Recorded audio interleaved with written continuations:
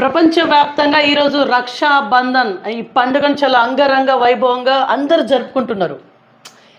రాఖీ అనేది ఎందుకు కడతారో మీకు తెలుసా? అంటే అంటే అన్న అక్క చెల్లెల కావచ్చు బంధం బలపడాలనా? యాక్చువల్లీ రీజన్ ఇదేనా? బంధం చాలా గట్టిగా ఉండాలనా? లైఫ్ లాంగ్ ఉండాలనా? యాక్చువల్లీ రీజన్ ఇదేనా, ఇంకేమైనా ఉందా? రాఖీ కట్టడం వెనుకాల రహస్యం ఏంటిదో కొంత ఇప్పుడు మనం తెలుసుకునే ప్రయత్నం చేద్దాం. ఎందుకంటే మనతోనే ఒక సామాజిక నిపుణులు సౌమిత్రి లక్ష్మణాచార్య గారు మనతో ఉన్నారు. వీరికి అపారమైనటువంటి ఒక అనుభవం అయితే ఉంది. ఎలాంటి విషయాన్నైనా సరే చాలా నిక్కచ్చంగా విశ్లేషించగల ఒక వ్యక్తిగా, ఒక ప్రఖ్యాతగాంచినటువంటి ఒక వ్యక్తి. సో వీరు ఎలా ఎక్స్ప్లెయిన్ చేస్తారు అదే ఇప్పుడు తెలుసుకునే ప్రయత్నం చేద్దాం. నమస్తే సార్, బాగున్నారా? బాగున్నారండి. రక్షాబంధన్ పర్వదిన శుభాకాంక్షల్ని బీవీఆర్ టీవీ ఛానల్ యాజమాన్యానికి హృదయపూర్వకమైనటువంటి ఒక నమస్మాంజలు తెలుపుకుంటూ, ప్రత్యేకంగా ప్రపంచంలో ఉన్నటువంటి ఒక హిందూ బంధువులందరికీ కూడా రక్షాబంధన్ పర్వదిన యొక్క శుభాకాంక్షలు, నమస్మాంజలు. Right thank you sir. First question, Raksha Bandhan పండుగను ఓన్లీ హిందువులే జరుపుకుంటారా, ఇంకా అదర్ క్యాస్ట్ వీళ్ళు జరుపుకుంటారా?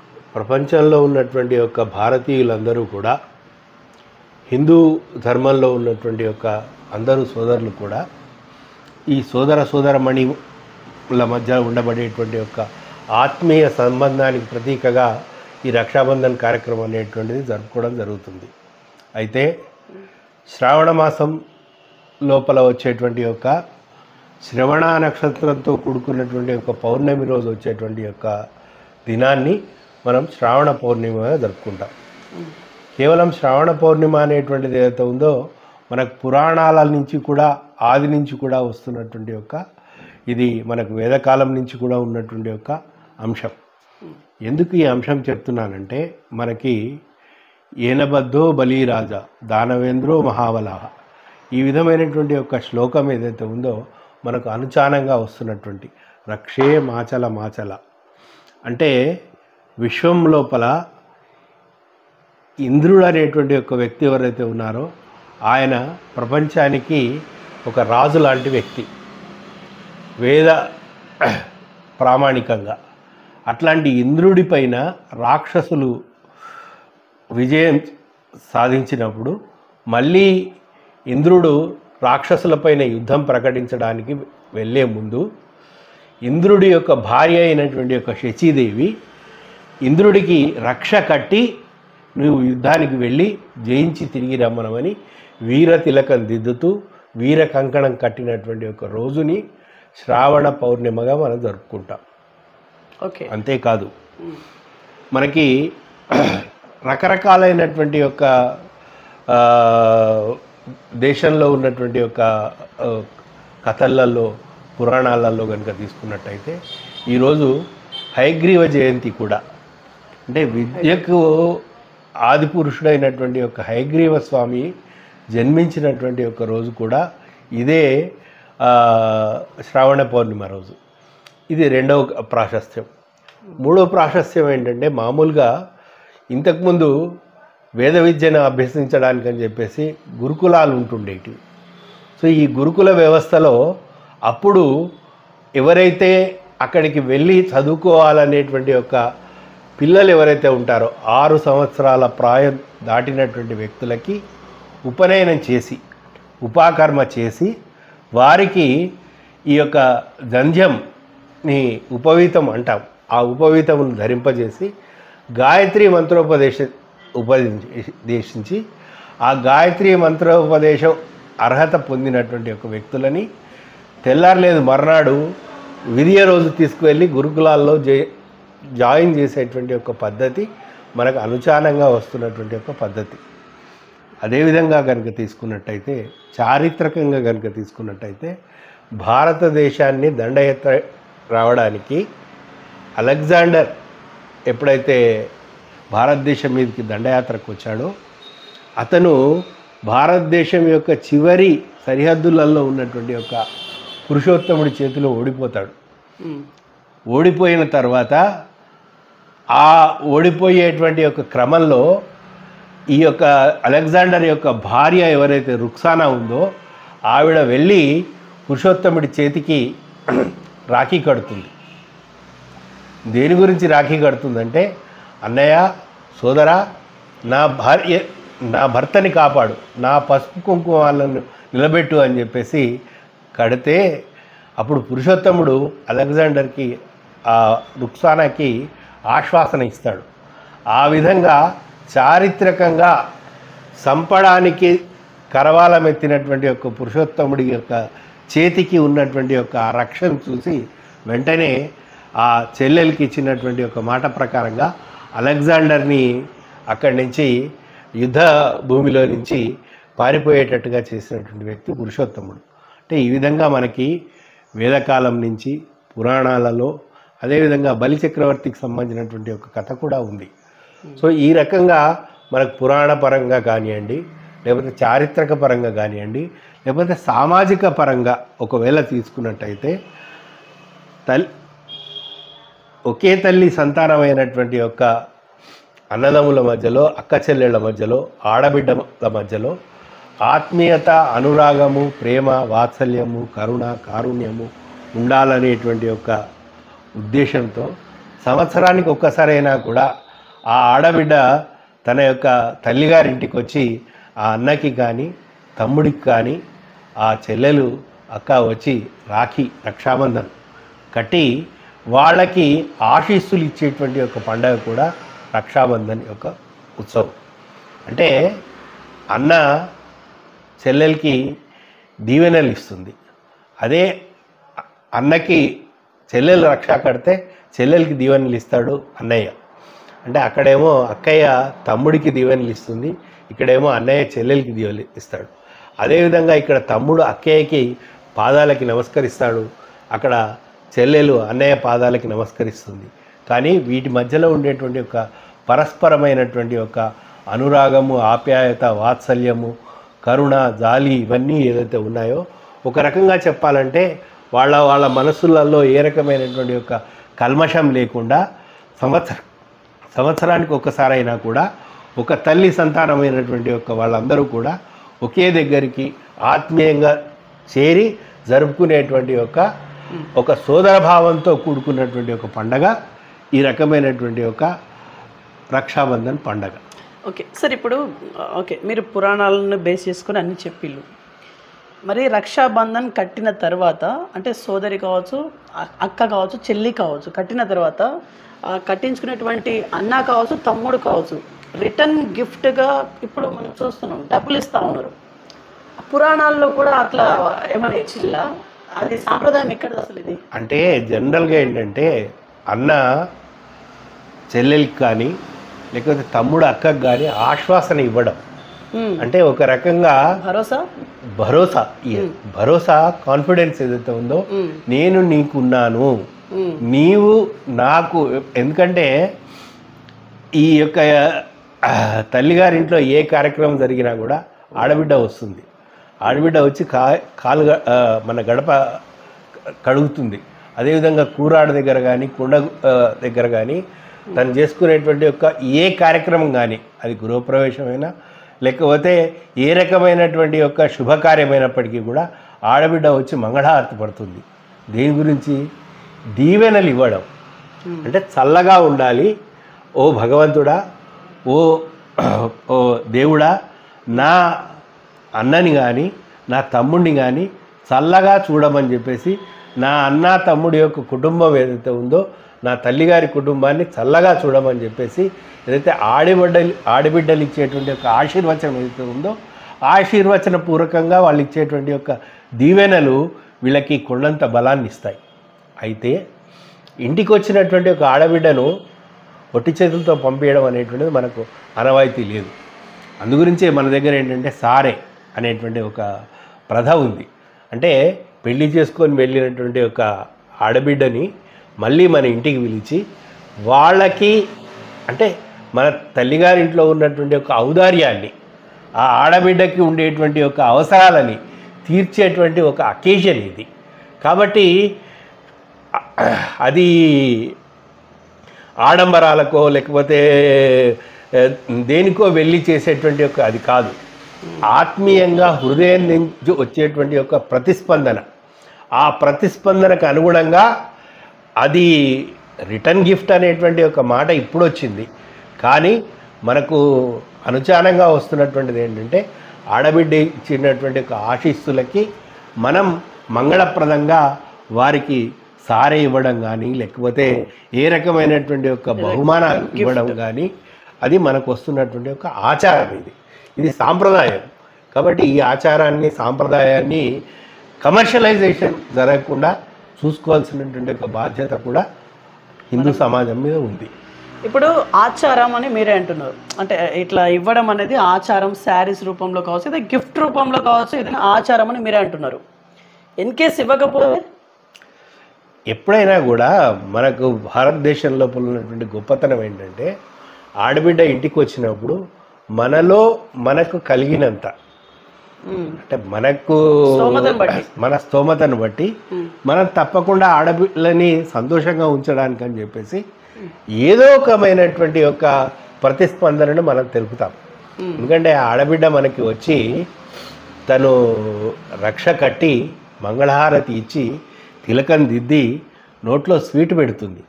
దేని గురించి? మన మధ్యలో ఉండేటువంటి ఒక ఆత్మీయమైనటువంటి ఒక అనుబంధం ఏదైతే ఉందో ఇది దినదినాభివృద్ధి చెంది మంచిగా ముందుకు వెళ్ళాలి అనేటువంటి ఒక విషయంలో. అప్పుడు ఆడబిడ్డ వచ్చినప్పుడు ఆడబిడ్డను మనం గౌరవించడం అనేటువంటిది మన సాంప్రదాయం. కాబట్టి తప్పకుండా మనకు వీలైనంత, చేతనైనంత, అట్లని ఏదో మనకి శక్తి ఎక్కువ ఉన్నప్పటికీ కూడా ఆ శక్తికి మించి కాకుండా శక్తి లోపలనే మనకు ఉన్నంతలో మనం ఆడబిడ్డని సంతృప్తిపరచడం అనేటువంటిది మనకు వస్తున్నటువంటి ఒక ఆచారము, సాంప్రదాయం. ఓకే, మీరు అన్నట్టుగా ఇది కమర్షియలైజేషన్ అవుతుంది. రాఖీ రాగానే ఒక్కొక్కరు అయితే అంటే బాగా బిగ్ షాట్స్ ఉన్న వాళ్ళు కోటాను కోట్లలో కూడా డబ్బులు ఇస్తున్నటువంటి పరిస్థితి. ఇది ఇవ్వడం మంచిదేనా? అంత డబ్బులు ఇవ్వడం మంచిదేనా? అసలు ఇది ఎడిపోతుంది అంటే కమర్షియలైజేషన్ అనేటువంటి దానికి పదం మీరు తీసుకొచ్చారు కాబట్టి, అంటే ఈ రోజు ఉన్నటువంటి సమాజంలో ప్రతిదీ కూడా బిజినెస్ పాయింట్ ఆఫ్ వ్యూలో మనం చూస్తున్నాం నవేడేస్. కానీ ఒకప్పుడు మనకి రక్ష కట్టడం అంటే ఏం చేసేవారు? పసుపు దారంతో ఒక మామిడాకు కానీ, లేకపోతే ఒక పసుపు కొమ్ము కానీ, లేకపోతే ఆ రకంగా ఉండేటువంటి ప్రేమకు సంబంధించినటువంటి ఒక పుష్పాన్ని కానీ, ఆ యొక్క సూత్రం అంటే తాడు, దానితో దారాన్ని బంధించి చేతికి మణికట్టుకు కుడి చేతికి కట్టడం అనేటువంటిది ఆనవాయితీ. అంటే ఈరోజు రాఖీ అనగానే మనకు మార్కెట్ లోపల ఏంటంటే వివిధ రకాలైనటువంటి ఒక మార్కెట్ లోపల రాఖీలు వచ్చేస్తున్నాయి. దాంట్లో 5 రూపాయల రాఖీ ఉండొచ్చు, 500 రూపాయలు ఉండొచ్చు, లేదు ఇంకా బాగా ఉన్నటువంటి వాళ్ళైతే వెండి రాఖీలు కడుతున్నారు. ఇంకా బాగా ఉన్నటువంటి వాళ్ళైతే బంగారపు, స్వర్ణానికి సంబంధించినటువంటి యొక్క రాఖీలు కూడా కడుతున్నారు. అదేది వాళ్ళ యొక్క ఆర్థికపరమైనటువంటి స్తోమత మీద ఆధారపడి ఉంటుంది. కానీ కంపల్సరీ అనేటువంటిది అయితే లేదు ఆచారంలో కానీ, లేకపోతే దాంట్లో కానీ. లేదా రాఖీ కట్టాలి, రక్షాబంధనం కట్టాలి, కానీ కట్టేటువంటిది ఏదైతే ఉందో మన స్వర్ణంతో కట్టాలి, లేకపోతే వెండితోటే కట్టాలి, లేకపోతే 500 రూపాయల రాఖీ కట్టాలి, 1000 రూపాయల రాఖీ కట్టాలి అని చెప్పేసి ఎక్కడా లేదు. మనకేంటంటే సూత్రప్రాయంగా ఆ యొక్క రక్ష కట్టడం అనేటువంటిది మనకు వస్తున్నటువంటి ఒక అనుచానంగా వస్తున్నటువంటి ఆనవాయితీ. అంటే ఈరోజు వెరితలలు వేస్తున్నటువంటి యొక్క సంస్కృతిలో భాగంగా రకరకాలైనటువంటి యొక్క పర్వదినాలు కూడా ఏ విధంగా అయితే కమర్షియలైజేషన్ అయిపోతున్నాయో, ఈ పండగ కూడా కమర్షియలైజేషన్ వైపు దారి తీసేటువంటి యొక్క పరిస్థితి రాబోతుందా అనేటువంటి ఒక భయం కూడా వేస్తున్నటువంటి ఒక సందర్భాలు ఉన్నాయి. ఓకే, మీరు అన్నట్టుగా వెండి రాఖీ కానీ, బంగారపు రాఖీలు కానీ, లేదంటే మోర్ దాన్ 1000 రూపీస్లో వేలతోని తీసుకునేటువంటి రాఖీలు కానీ ఉంటాయి కదా. ఇప్పుడు స్తోమత లేనటువంటి వాళ్ళు 20 రూపాయలు 30 రూపాయలు తీసుకొని వాళ్ళకి కడితే వాళ్ళకి చిన్న చూపు అనేది డెఫినెట్గా కలుగుతుంది. ఇదంతా ఎవరు చేస్తూ ఉన్నారంటే సమాజం, నథింగ్ బట్ మనుషులే కదా. మనుషులలో పరస్పరమైనటువంటి యొక్క ఆత్మీయమైనటువంటి యొక్క సంబంధాలు ఉండాలి. అక్కడ ప్రేమని, ఈ వాత్సల్యాన్ని డబ్బులతో కొనలేం. అది మనసులో నుంచి, హృదయంలో నుంచి వచ్చేటువంటి ఒక ఉదాత్తమైనటువంటి ఒక భావన అది. ఆ ఉదాత్తమైనటువంటి భావనతో సోదరుడికి కట్టినప్పుడు దానికి ఏ రకమైనటువంటి వెల మనం కట్టలేం. కానీ ఆ సోదరికి సంబంధించినటువంటి యొక్క మంచి చెడులని, బాగోగులని, ఆవిడ యొక్క అభ్యున్నతి గురించి, ఆవిడకు సంబంధించినటువంటి యొక్క శ్రేయస్సు గురించి ఆలోచించాల్సినటువంటి ఒక బాధ్యత అన్నదమ్ముల మీద ఉంది అనేటువంటి ఒక విషయాన్ని, అదేవిధంగా ఆ సోదరీమణులు ఎవరైతే ఉన్నారో ఈ అన్నదమ్ముల యొక్క ప్రేమని, అదేవిధంగా వాళ్ళకి కావాల్సిన ఆశీస్సులని అందించాల్సినటువంటి అవసరం ఉంది అనేటువంటి విషయం చెప్తున్నాను. ఇంతే కాకుండా దీనికి ఇంకొక యాంగిల్ కూడా ఉంది. ఒక 100 సంవత్సరాల క్రితం ప్రారంభించబడినటువంటి ఒక రాష్ట్రీయ స్వయంసేవక సంఘం ఆర్ఎస్ఎస్, రాష్ట్రీయ స్వయంసేవక సంఘంలో కూడా రక్షాబంధన్ అనేటువంటి ఒక ఉత్సవం జరుపుకుంటారు. రాష్ట్రీయ స్వయంసేవక సంఘంలో 6 పండుగలు జరుపుకుంటారు. ఆ 6 పండుగలలో రక్షాబంధన్ ఉత్సవం అనేటువంటిది కూడా చాలా ముఖ్యమైనటువంటి పండుగ. ఈరోజు స్వయంసేవకులందరూ కూడా శాఖ లోపల ఎదురెదురుగా కూర్చొని రక్ష అంటే కాషాయం ఏదైతే మన ధ్వజానికి ప్రతీక అయినటువంటి యొక్క కాషాయపు రంగు ఉంటుందో అట్లాంటి యొక్క కాషాయపు రంగు రాఖీని ఎదురెదురు వ్యక్తులు కట్టుకొని, నేను నీకు రక్ష, నీవు నాకు రక్ష, మన ఇద్దరము ఈ దేశానికి రక్ష, మన ఇద్దరము కూడా ఈ ధర్మానికి రక్ష, మన ఇద్దరం కూడా సమాజానికి రక్ష అనేటువంటి యొక్క ఉదాత్తమైనటువంటి భావనని అందించేటువంటి యొక్క పర్వదినంగా రాష్ట్రీయ స్వయంసేవక సంఘంలో మగవాళ్ళే కట్టుకుంటారు. కానీ దాని వెనుక ఉన్నటువంటి భావన ఏంటంటే ఈ దేశానికి, ఈ ధర్మానికి, ఈ సమాజానికి మనమందరం కూడా కంకణబద్ధమై ఉండాలి.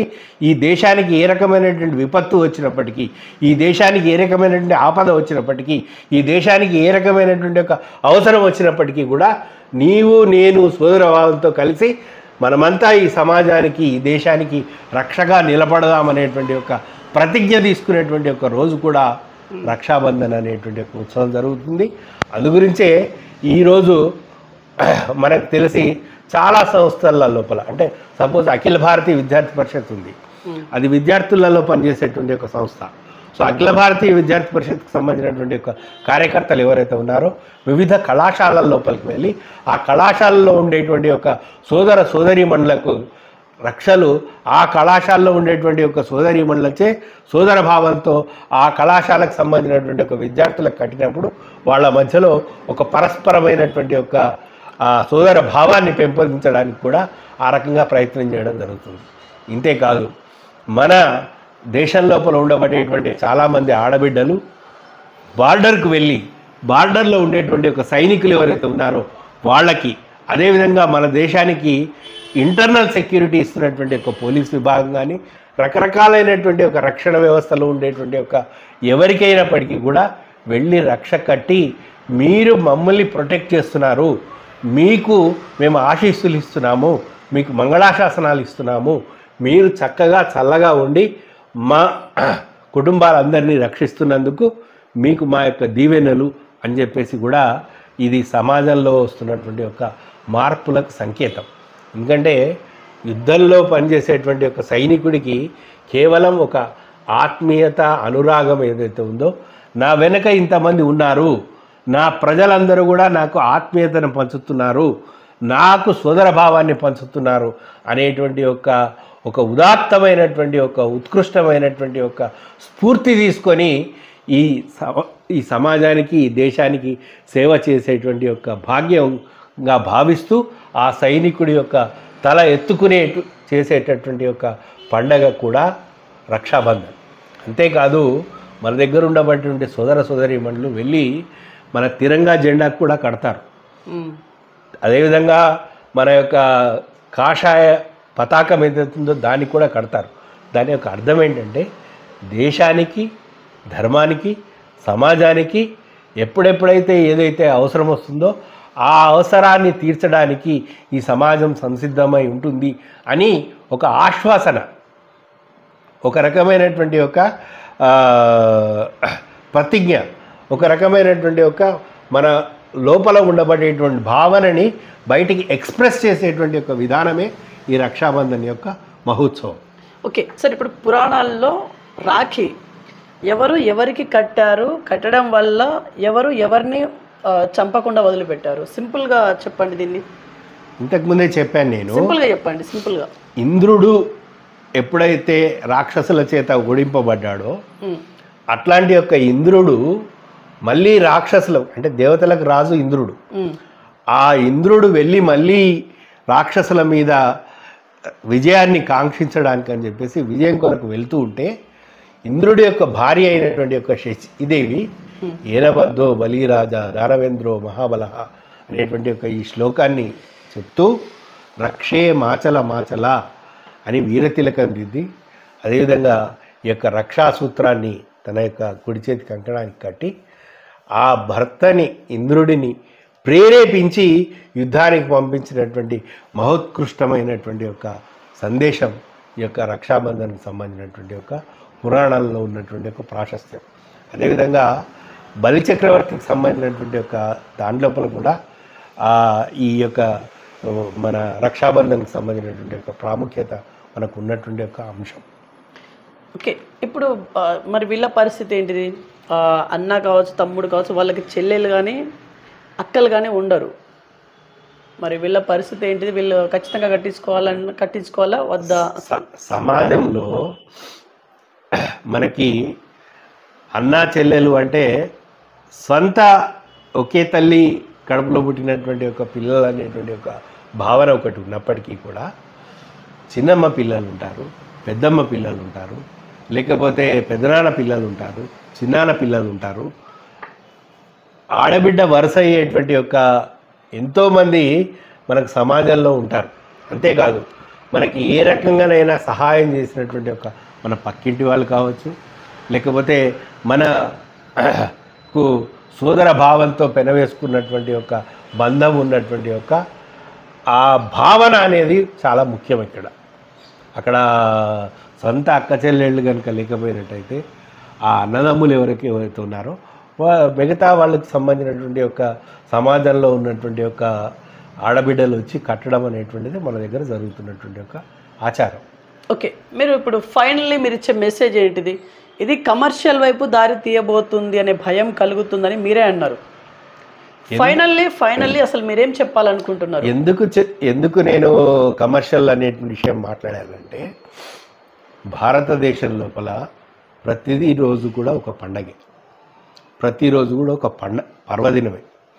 అయితే ఈ పండగలు పబ్బాలు ఏవైతే ఉన్నాయో కమర్షియలైజేషన్ వెళ్ళడం వెనక ఉన్నటువంటి ఒక భావనని చెప్తున్నాను. దురదృష్టవశాత్తు ఈరోజు మనం కట్టుకునేటువంటి ఒక రాఖీలు కూడా చైనా నుంచి దిగుమతి అవుతున్నాయి. అంటే ఒక రకంగా మన స్వదేశీకి సంబంధించినటువంటి ఒక భావన ఏదైతే ఉందో లుప్తం కావడం కారణంగా చైనా నుంచి వస్తున్నటువంటి ఒక రాఖీలని, పర్యావరణ హితం కానటువంటి రాఖీలని, పర్యావరణానికి ఇబ్బంది కలిగేటువంటి ఒక రాఖీలని మనం ఇంపోర్ట్ చేసుకుంటూ మన ద్రవ్యలోటును పెంచుకుంటూ మన సంబంధించినటువంటి ఒక ఫారెన్ ఎక్స్చేంజ్ను కోల్పోతూ ఈ విధంగా కూడా దేశానికి నష్టం జరుగుతున్నటువంటి ఒక అంశం. అయితే మంచి విషయాలు కూడా జరుగుతున్నాయి. నేను ఉదాహరణకు చెప్తాను. ఈ మధ్యలో నేను చూసినటువంటి విషయం కాబట్టి చెప్తున్నాను. మనకు సంబంధించినటువంటి ఒక కుల వృత్తుల లోపల ఒక గొప్ప అది ఏంటంటే మన గ్రామీణ వ్యవస్థ లోపల ఆవు అనేటువంటిది ఏదైతే ఉందో మన యొక్క గ్రామీణ జీవనానికి మన పల్లెటూర్లకి అదొక పట్టుగొమ్మ. పురాణాల ప్రకారంగా ఆవులో సమస్త దేవతలు ఉన్నాయని చెప్పేసి చెప్తున్నారు. ఆవుని ఏ విధంగా చూస్తామంటే మనం దేశీ ఆవుకు సంబంధించినటువంటి యొక్క ఆ ఆవు ఎప్పుడైతే తను ఈనుతుందో అప్పుడు దానికి ఉండేటువంటి యొక్క దూడని ఏమంటారంటే వత్స అంటారు. ఈ వత్స వెళ్ళి పొదుగులో ఉండి ఆ యొక్క తల్లి పాలు తాగుతూ ఉంటే ఆ తల్లి వెనక్కి తిరిగి ఈ వత్సని దానిపైన శరీరం మీద ఉండేటువంటి మకిలిని నాకుతూ ఉంటుంది, దాన్ని తీసేస్తూ ఉంటుంది. ఈ క్రియని ఏమంటారంటే వాత్సల్యము అంటారు. ఓకే, ప్రపంచ భాషలలో ఏ భాషలో కూడా దీనికి ఈక్వలెంట్ వర్డ్, దీనికి సమానార్థకమైనటువంటి యొక్క దీనితో సరిపోలేటువంటి యొక్క పదం లేదు. ఎందుకు చెప్తున్నాను ఈ అంశం అంటే వాత్సల్యంలో నుంచే ప్రేమ, దయ, జాలి, కరుణ, కారుణ్యము అనేటువంటి ఒక పదాల యొక్క ఉత్పత్తి జరిగింది. కాబట్టి ఈ రకమైనటువంటి ఒక వాత్సల్యాన్ని ఇచ్చేటువంటి ఒక గోవు యొక్క పేడని తీసుకొని కూడా ఆధారంగా చేసుకొని ఈరోజు రక్షాలు తయారు చేస్తూ ఉన్నారు. మా సోదరి ఖమ్మం జిల్లా లోపల ఒక 350 ఆవులతో ఒక గోశాల నడుపుతుంది. వాళ్ళు ఈ సంవత్సరం చేశారు.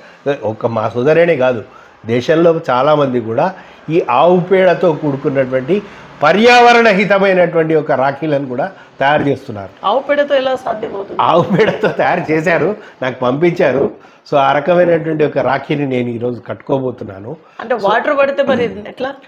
దానిని ఒక క్రిస్టలైజేషన్ చేసిన తర్వాత కేవలం ఆవు పేడతో రాఖీలు కాదు, ఆవు పేడతో ప్యానల్ బోర్డ్స్ చేస్తున్నారు, ఆవు పేడతో సమిధలు చేస్తున్నారు, ఆవు పేడతో రకరకాలైనటువంటి ఒక అంటే వుడ్కు ఆల్టర్నేటివ్గా కూడా తయారు చేస్తున్నారు.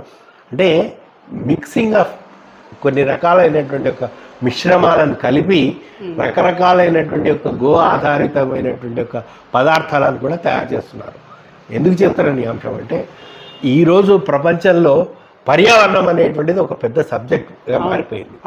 సో ఈ రకంగా ఉన్నప్పుడు మనం రక్షాబంధన్ని కూడా పర్యావరణ హితంగా మనకు ఉండేటువంటి ఒక ఆ ఆత్మీయమైనటువంటి ఒక సంబంధాన్ని, ఎందుకంటే మన గోవు పేడ అనేటువంటిది ఏదైతే ఉందో రకరకాలైనటువంటి ఒక చర్మ రోగాలను కూడా తీసేటువంటి ఒక శక్తి దానికి ఉంది. కాబట్టి ఆ యొక్క గోవుకు సంబంధించినటువంటి ఒక రక్షలను కూడా కట్టుకున్నట్టయితే ఒక పక్క మనం గోవులని ఆదరించినటువంటి వాళ్ళమైతాం, ఆ గోవు ఇచ్చేటువంటి ఒక వాత్సల్యాన్ని పంచుకున్నటువంటి వాళ్ళమైతాం, గో ఆధారితమైనటువంటి ఒక వ్యవసాయాన్ని ప్రోత్సహించినటువంటి వాళ్ళమైతాం. మళ్ళీ తిరిగి ఒకసారి మన పల్లెటూర్లని మనకు సంబంధించినటువంటి పట్టుగొమ్మలైనటువంటి ఒక ప్రదేశాల లోపల ఉండబడేటువంటి ఒక ఆత్మీయత, అనురాగము, ఆ బంధాన్ని సుదృఢం చేసుకున్నటువంటి వాళ్ళం అవుతాం. ఓకే సార్, ఒక క్వశ్చన్. మీ పక్కన ఎన్ని బుక్స్ ఉన్నాయి? అవన్నీ మీరు ఊరికనే పెట్టుకున్నారా లేకుంటే అవన్నీ మీరు చదివి ఉన్నారా? చదివిల్లా అవన్నీ? సందర్భం వచ్చింది కాబట్టి చెప్తున్నాను. ఇది డాక్టర్ పి భాస్కరయోగి గారు అని చెప్పేసి వారు చాలా గొప్ప, అంటే ఈరోజు ఉన్నటువంటి సమకాలీనమైనటువంటి పరిస్థితుల లోపల ఒక అచల సాంప్రదాయానికి సంబంధించినటువంటి గొప్ప మానవుడు. మన పండుగలకు సంబంధించినటువంటి ఒక పుస్తకాన్ని సమగ్రంగా రాసినటువంటి ఒక పుస్తకం ఇది. దీంట్లో హిందువులు ఆచరించేటువంటి ఒక రకరకాలైనటువంటి ఒక పండుగలు, అదేవిధంగా పండుగలు, పరమార్థాలు, ఇది తిరుమల తిరుపతి దేవస్థానం వాళ్ళు పబ్లిష్ చేసినటువంటి యొక్క ఆంధ్ర శేషగిరిరావు గారు వారు సమకూర్చినటువంటి గ్రంథం. ఇదే కాదు, మనకి సురవరం ప్రతాపరెడ్డి గారు కూడా చాలా మన పండుగలకు సంబంధించినటువంటి విశేషాలతో కూడుకున్నటువంటి యొక్క పుస్తకాలను పబ్లిష్ చేశారు. అంతేకాదు వేదవ్యాస్ గారు ఎవరైతే ఐఏఎస్ ఆఫీసర్ రిటైర్డ్ ఉన్నారో ఆయన రాశాడు.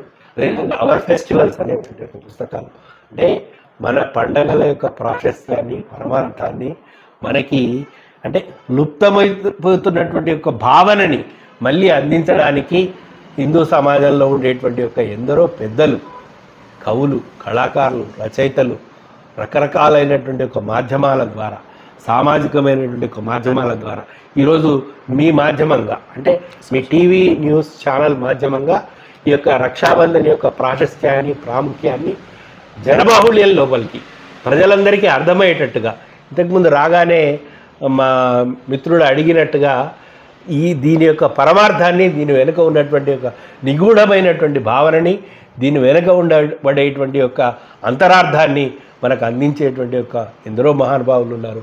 అందరికీ వందనాలు తెలుపుకుంటూ ఈ పర్వదినాన్ని మనం అందరం కూడా హృదయపూర్వకంగా, మనఃపూర్వకంగా, త్రికరణ శుద్ధిగా మనసా వాచ కర్మణ జరుపుకోవాలని చెప్పేసి ఆ సోదరీమణుల యొక్క ఆశీస్సులు, వాళ్ళ యొక్క దీవెనలు ఈ యొక్క అన్నదమ్ముల మీద ఉంటూ, అట్లాగే వీళ్ళ యొక్క ఆశ్వాసన ఆ సోదరీమణులకు ఉంటూ, ఈ సమాజానికి, ఈ ధర్మానికి, ఈ దేశానికి మనమంతా కూడా కంకణబద్ధులమై లేచి నిలబడి రాబోయే రోజులలో భారతమాతని ఒక విశ్వ గురు స్థానంలో నిలబెట్టేటువంటి ఒక ప్రయత్నం చేయాలనేటువంటి ఒక సద్భావనతో ఈ యొక్క చర్చని ముగించేద్దాం. జై హింద్, జై భారత్. సరే, ఇంకో క్వశ్చన్, వన్ మోర్ క్వశ్చన్, ఇది లాస్ట్ క్వశ్చన్. ఏమన్నా మార్పులు చేర్పులు చేస్తే బెటర్ అనే ఫీలింగ్ మీకు ఏమైనా కలుగుతుందా? ఇప్పుడు రక్షాబంధన్ సందర్భంగా ఏమైనా మార్పులు చేర్పులు ఎందుకంటే సొసైటీ ఉద్దేశించి మీరు చాలా చేసిళ్ళు, చాలా మాట్లాడిళ్ళు. ఏమైనా మార్పులు చేర్పులు చేస్తే ఇంకా మార్పులు చేర్పులు అంటే ఎప్పుడైనా కూడా మనం రెండు విషయాల మీద ఆలోచించాలండి. ఒకటేమో simple living, high thinking. Simple living, high thinking. Yeah. So simple living, high thinking ఉన్నటువంటి ఒక వ్యక్తులు ఎవరైతే ఉన్నారో వాళ్ళు ఆడంబరాలకి పోకుండా దీనిని ఏదో ఒక దాన్ని ఏమంటారు, షోబిజ్ ప్రదర్శన కాకుండా వీలైనంత అంటే దాని వెనుక ఉన్నటువంటి భావాన్ని మనం తీసుకోవాలి. అంటే ఆ సోదరీమణుల మధ్య ఉండబడేటువంటి ఒక ఆత్మీయత, అనురాగము, ఆ ప్రేమ బంధం అనేటువంటి దానికి ప్రాముఖ్యతనిస్తూ ఈ ఆడంబరాలని తగ్గించి అదేవిధంగా మనం సమాజంలో ఉండబడేటువంటి యొక్క ఏదైతే లుప్తమైనటువంటి యొక్క సోదరీమణి అంటే భావనని మనం బ్రేకేసినట్టయితే ఒక రకంగా it will become a women's empowerment, అంటే మహిళా సాధికారికత వైపు. అంటే మనం దురదృష్టవశాత్తు ఏంటంటే ఇంకొక అంశం చెప్తాను, అదేంటంటే మనకు కావాల్సినటువంటిది ఏంటంటే గ్లోబల్ థింకింగ్ ఉండాలి, బట్ మన యాక్ట్ లోకల్గా చేయాలి. అంటే థింక్ చేసేటప్పుడు ప్రపంచవ్యాప్తంగా ఆలోచించాలి, కానీ పని చేసేటప్పుడు యాక్ట్ లోకల్లీ. అయితే strength of the chain lies at the weakest link. ఈరోజు సమాజంలో ఏదైతే సోదరీ భావం లుప్తమైనటువంటి కారణంగానే మనం చూస్తున్నటువంటి ఒక రేపులు, మానభంగాలు, హత్యలు, దోపిడీలు ఇవన్నీ జరుగుతున్నాయి. సో ఈ భావనని పెంపొందించడానికి ఈ విషయాలన్నింటినీ కూడా మన యొక్క కరికులంలో, మన యొక్క విద్యాబోధనలో, మన యొక్క పాఠశాలలో చిన్నప్పటి నుంచే మన పిల్లలకు కనుక నేర్పించినట్టయితే ఆ పిల్లల మధ్యలో ఉండబడేటువంటి యొక్క సహృద్భావన కారణంగా, సోదర భావన కారణంగా మనం నేర ప్రవృత్తిని కూడా తగ్గించేటువంటి ఒక ప్రయత్నం చేసేటువంటి వాళ్ళం అవుతాం. ఎవరు చెప్తారు మీరు? గవర్నమెంట్కి చెప్తున్నాను, సమాజానికి చెప్తున్నాను. ఎందుకంటే నేను ఈ జిల్లాకు సంబంధించినటువంటి సేవాభారతి కార్యదర్శిగా ఉన్నప్పుడు ఈ మన జిల్లాలో ఉండేటువంటి ఒక బోస్టన్ స్కూల్, అంటే నేను లా చేసినప్పుడు కూడా నా లాలో నా స్పెషలైజేషన్ ఏంటంటే juvenile delinquency, criminology and criminal administration. అంటే చిన్నపిల్లలలో నేర ప్రవృత్తి, ఈ నేర మానసికమైనటువంటి ఒక ప్రవృత్తిని నివారించడానికి అని చెప్పేసి మిగతా సోదరీమణులను తీసుకొని నేను ఆ బోస్టన్ స్కూల్కి, అంటే 18 సంవత్సరాల ప్రాయం లోపల ఉండేటువంటి యొక్క పిల్లలు ఎవరైతే నేరం చేస్తారో వాళ్ళందరినీ కూడా అక్కడ రిఫార్మేటివ్గా వాళ్ళ లోపల మార్పు తీసుకురావడానికి అని చెప్పేసి ఆ యొక్క బోస్టన్ స్కూల్లో ఉంచుతారు. అక్కడికి వెళ్ళి ఆ పిల్లలకి సోదరీ భావం అనేటువంటి ఒక విషయం లోపల, ఉదాహరణకు చెప్తున్నాను నేను, నాకు తెలిసి అప్పుడు ఆ రోజులలో ఈ ఉమ్మడి ఆంధ్రప్రదేశ్కి ఈ సేవాభారతికి సంబంధించినటువంటి ఒక ప్రచారకు ఉండేవారు డాక్టర్ వేదాంత్ సంగమేశ్వర శాస్త్రి గారని, వాత్సల్య భారతి స్వామిజీ అయ్యారు. వారు ఆ స్కూల్కి వెళ్ళినప్పుడు ఒక కథ చెప్పారు. ఏంటంటే చిన్నపిల్లవాడు దొంగతనం చేస్తున్నప్పుడు, అంటే ఆ కొత్తిమీర కట్ట లేకపోతే దాన్ని ఏమంటారు మనం పోపులో వేసుకునేటువంటి ఒక కరియాపాకు కట్ట దొంగతనం చేసినప్పుడే ఆ తల్లి కనుక ఆ పిల్లవాడిని కనుక ఆపి ఉన్నట్టయితే, ఆ పిల్లవాడికి ఇది తప్పు అని చెప్పినట్టయితే ఆ పిల్లవాడిలో మార్పు వస్తుంది. ఆ పిల్లవాడు పెద్ద పెరిగిన తర్వాత ఒక హంతకుడుగా మారిన తర్వాత ఈ విషయం, ఈ కథ వారు చెప్తే చాలామంది హంతకులలో కళ్ళల్లో నుంచి నీరు గారుతుండగా నేను చూశాను. మాకు చిన్నప్పుడు ఎవరు చెప్పలేదండి ఈ విషయాలు, చెప్తే మేము ఈ విధంగా మారి ఉండేవాళ్ళం కామేమో అని చెప్పేసి అన్నటువంటి ఒక సందర్భాలు ఉన్నాయి. కాబట్టి నేనేమంటున్నానంటే మన సిలబస్లో అదేవిధంగా సమాజంలో లుప్తమవుతున్నటువంటి ఒక ఈ సోదర భావాన్ని సబ్జెక్ట్ ఉండాలంటున్నాను, మనం దాన్ని నింపేటువంటి ఒక ప్రయత్నం ఆస్తికమైనటువంటి యొక్క ఎవరైతే పాజిటివ్ మైండ్తో ఉన్నటువంటి ఒక వ్యక్తులు ఈ సమాజంలో పనిచేసేటువంటి ఒక సోషల్ వర్కర్స్ కానివ్వండి, ఈ సమాజంలో పనిచేసేటువంటి ఒక ధర్మ ప్రచారకులు కానివ్వండి, ఈ సమాజంలో పనిచేసేటువంటి ఒక ఎందరో గొప్ప వ్యక్తులు ఉన్నారో వాళ్ళు ఏదైతే ప్రేమ భావన లుప్తమైనటువంటి ఒక సమాజం ఉందో ఆ సమాజానికి మనం వాళ్ళ దగ్గరికి వెళ్ళి ఈ రకమైనటువంటి ఒక సోదర భావాన్ని పంచాల్సినటువంటి ఒక ఆవశ్యకత ఉంది అని నేను మనసా వాచా కర్మణ కోరుకుంటున్నాను. రైట్. సో ఇది వాళ్ళ ఇన్ఫర్మేషన్ చూసుకోండి BVR TV news. Until then bye bye, take care.